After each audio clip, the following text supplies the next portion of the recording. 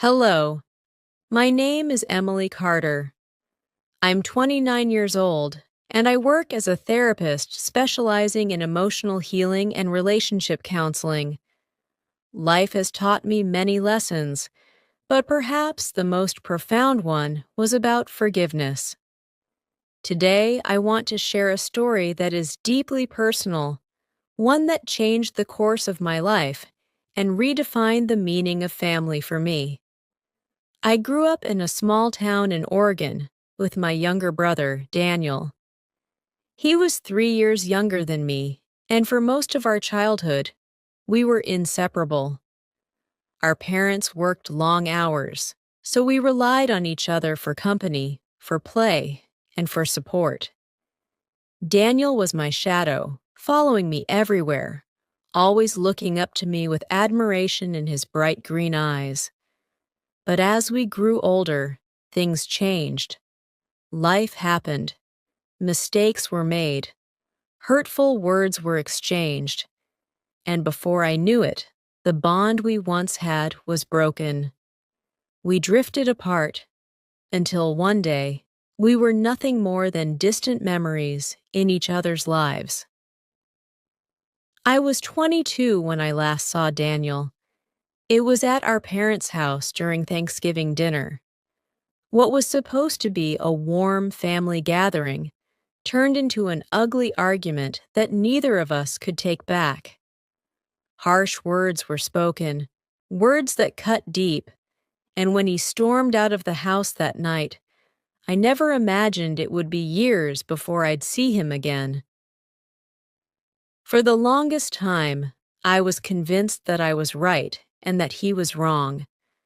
I held on to my anger, my resentment, and my pride. I told myself that if he wanted to fix things, he would reach out, but he never did, and neither did I. Years passed. I built my career, worked hard, and dedicated myself to helping others heal. Ironically, while I guided my clients through their emotional wounds, I neglected my own. Deep down, there was always a lingering emptiness, an ache in my heart that I refused to acknowledge. Then, one day, everything changed. It was a quiet afternoon when I received a phone call from an unknown number. Something in me hesitated before answering, but when I finally did, my world stood still. "Emily, it's me, Daniel." His voice was different, deeper, heavier, as if carrying the weight of the years we had lost. For a moment, I couldn't speak. I didn't know what to say. So many emotions rushed through me: relief, regret, sadness, and hope, all tangled together. I know it's been a long time," he continued hesitantly. "I don't even know if you want to hear from me, but—" "I do," I interrupted, my voice barely above a whisper. He paused, and I could hear him exhale, as if he had been holding his breath. "Can we meet?" he asked. I didn't have to think twice. "Yes."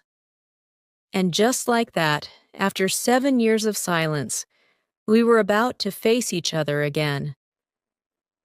We decided to meet at a small coffee shop near the park where we used to play as kids. I arrived early, my heart pounding in my chest as I watched the door. And then he walked in. Daniel looked different. Taller, leaner, with lines on his face that hadn't been there before.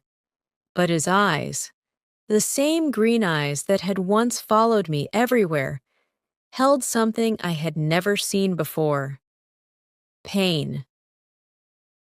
For a few seconds, we just stood there, studying each other, before an awkward smile broke across his face. "Hey, Em." "Hey, Danny," I replied, using the nickname I hadn't spoken in years. He let out a small chuckle, shaking his head. Wow! I can't believe we're actually here. Me neither, I admitted. We sat down, and for a while, neither of us spoke. The air was thick with unspoken words, with memories that hovered between us like ghosts. Finally, he cleared his throat. I'm sorry, Emily, for everything, for leaving that night, for not calling, for... I shook my head, cutting him off. No, Daniel. I'm sorry, too. I was stubborn. I let my pride get in the way. I should have reached out, but I was too caught up in my own anger. He looked at me, his eyes searching mine. I guess we both made mistakes. I nodded, swallowing the lump in my throat. Yeah, we did. Silence settled again, but this time it was different. Softer. I missed you, he finally said, his voice breaking slightly. Tears welled up in my eyes. I missed you too. We talked for hours that day, about everything and nothing, about where life had taken us, about the things we had lost, about the things we had learned. And somewhere in that conversation, amidst the laughter and the tears, something shifted. The years of resentment melted away, replaced by something we had forgotten. Love. That day, I learned that forgiveness isn't about forgetting the past. It's about accepting it, learning from it, and choosing to move forward. It's about letting go of the pain, not because the other person deserves it, but because we do. Rebuilding our relationship wasn't easy. It took time. There were still wounds to heal, still scars that ached. But we took it one step at a time, one conversation at a time, until one day, the distance between us no longer existed. Reconnecting with Daniel was like rediscovering a part of myself that had been missing for years. That coffee shop meeting was only the beginning. After years of silence, we had a lot to rebuild: trust, understanding, and the deep bond we once shared. At first, it was awkward. Even though we had spent our entire childhood together, it felt like we were strangers in some ways. We had both changed, grown into different versions of ourselves. But the more we talked, the more I realized that the core of who we were, the siblings who used to run through the park, build forts in the living room, and sneak into the kitchen late at night for snacks, was still there. We started meeting regularly, sometimes for coffee, sometimes for long walks in the park. We took small steps toward each other, carefully navigating through the remnants of our past. One day, as we sat on a park bench, watching the sunset, Daniel let out a deep sigh. You know, I used to think about calling you so many times, he admitted, staring ahead. But every time, I convinced myself that you wouldn't want to hear from me. I turned to him, my heart aching at his words. I felt the same way. I kept waiting for you to reach out, but deep down, I was just scared. Scared that maybe too much time had passed, that maybe we had become too different. He looked at me then, his green eyes filled with something raw and real. I don't ever want to lose you again, Em. Tears welled up in my eyes, but I smiled through them. You won't. We've wasted enough time already. From that moment, we made a silent promise to never let anger and pride come between us again. One evening, a few weeks after our first meeting, Daniel invited me to his apartment for dinner. I had never seen where he lived, and I realized just how much of his life I had missed. When I arrived, I was surprised by how cozy and well kept his place was. It had little pieces of him everywhere: his love for books, his passion for photography, and even a few childhood pictures of us on a small shelf. Seeing those old photos made my chest tighten. "You kept these?" I asked, picking up a small frame with a picture of us as kids, arms around each other, grinning wildly at the camera. Daniel chuckled, scratching the back of his head. "Yay, I couldn't bring myself to get rid of them. Even when we weren't talking, I still thought about you all the time." I swallowed the lump in my throat and set the frame down gently. "Me too." Over dinner, we talked about everything: the past, the present, and even the future. I learned that Daniel had been through his own struggles. After our fallout, he had moved to a different city for a few years, trying to build a life for himself. He had battled loneliness, financial struggles, and even a few failed relationships. "I guess I was running," he admitted, poking at his food. "Running from the past, from the guilt, from everything." I reached across the table and squeezed his hand. "But you're here now, and that's what matters." He smiled, and for the first time in years, I saw the little brother I had always loved. One of the hardest things we had to do was face our parents together. They had been heartbroken over our estrangement, but never forced us to reconcile. Now, after so many years, we decided it was time to reunite as a family. We planned a small dinner at our parents' house. When we arrived, Mom burst into tears the moment she saw us together. She hugged us tightly, her voice trembling as she whispered, "I prayed for this day for so long." Dad, who had always been a man of few words, simply pulled us both into a strong embrace. As we sat around the dinner table, laughter and warmth filled the room. For the first time in years, it felt like home again. That night, as Daniel and I stood outside saying our goodbyes, he looked up at the sky and said, "It feels like we've been given a second chance." I nodded, smiling. "And this time, we won't waste it." Life moved forward. But this time, it felt different.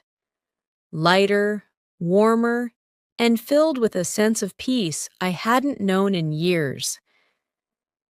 Rebuilding my relationship with Daniel wasn't just about reconnecting with my brother.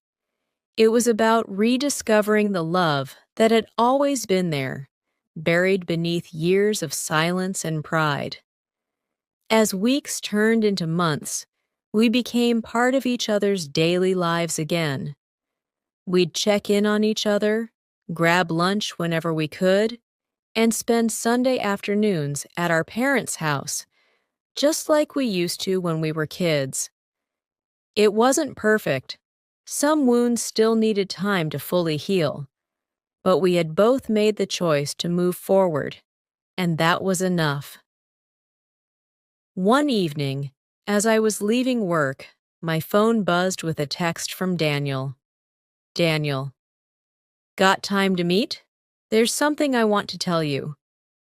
Curious and slightly concerned, I replied right away. Me. "Of course. Everything okay?" Daniel. "Yeah, just want to talk. Meet me at our old park?" The mention of our old park brought a smile to my face.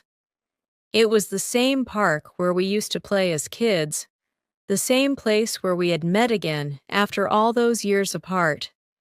When I arrived, Daniel was already there, sitting on the swing set with his hands in his pockets, deep in thought. He looked up as I approached, a small but nervous smile playing on his lips. "Hey," I greeted him, sitting on the swing next to him. "You okay?" He exhaled, rubbing the back of his neck, a habit he had since childhood whenever he was nervous. Yeah, I need to talk to you about something important. I waited patiently as he gathered his thoughts. Do you remember how I told you I spent a few years struggling after I left home? He asked, glancing at me. I nodded. Yeah. Well, there was someone who helped me through it. Her name is Lily. The way he said her name, soft and careful, made me pay attention. She was there for me when I had no one, he continued. She saw me at my worst, and somehow she still believed in me. Emily, I'm in love with her, and I'm going to ask her to marry me. I blinked, momentarily stunned, but then warmth spread through me. Daniel, that's amazing! I reached out and hugged him tightly. I'm so happy for you. He chuckled, hugging me back. I wanted you to be the first to know. I know we lost a lot of years, but you're still my family, and I want you to meet her. I pulled back and smiled. I'd love to. A week later, I met Lily. She was kind, down to earth, and had this calming presence that instantly made me understand why Daniel loved her. She welcomed me with open arms, and from the way she talked about him, I could tell that she had been his anchor through the hardest times. Seeing my brother so happy, so in love, filled me with an overwhelming sense of gratitude.